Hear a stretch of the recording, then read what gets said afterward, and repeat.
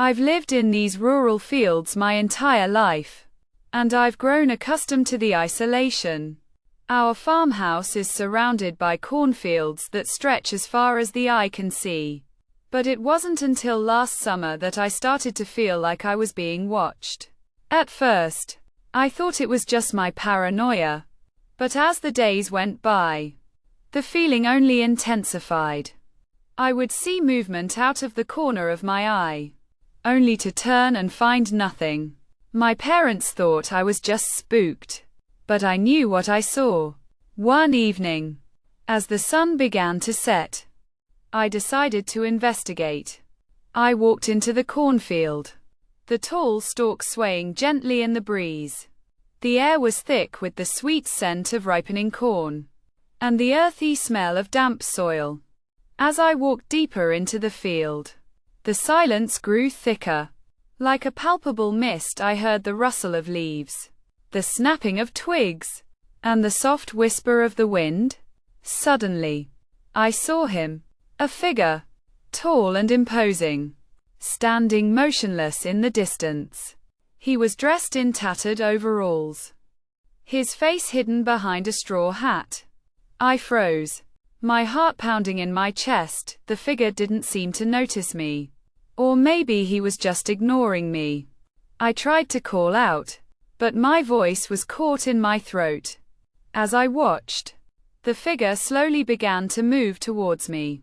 His pace was deliberate, his movements stiff and robotic. I tried to run, but my feet felt heavy, as if they were rooted to the spot. The figure drew closer, his face still hidden behind the hat. I could feel his eyes on me, boring into my skin. And then, just as suddenly as he appeared, he vanished.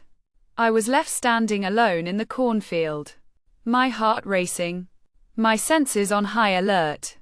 I stumbled back to the farmhouse, my mind reeling with questions.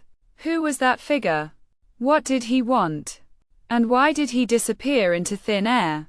I didn't sleep that night, my mind haunted by the image of the figure in the cornfield. The next day, I decided to investigate further. I searched the cornfield, but there was no sign of the figure. I asked my parents if they had seen anything, but they just shook their heads.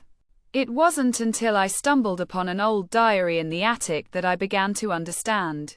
The diary belonged to a farmer who had lived on our land decades ago.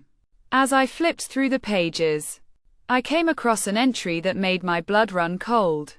"I've seen him again," the farmer wrote. "The figure in the cornfield. He's been watching me for weeks, his eyes fixed on me with an unspeakable hunger. I've tried to avoid him, but he's always there, lurking just out of sight. I'm starting to think he's not human."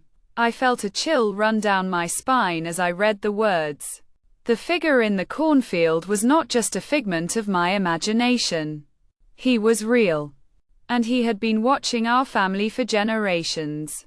I realized that I had stumbled into something much larger than myself, something that threatened to consume me whole. And then, just as I was about to close the diary, I heard a faint rustling in the cornfield outside. I looked up to see the figure standing in the window, his eyes fixed on me with an unspeakable hunger. I tried to scream, but my voice was silenced by some unseen force. The last thing I remember is the feeling of the figure's cold breath on the back of my neck, and the sound of the cornstalks whispering my name.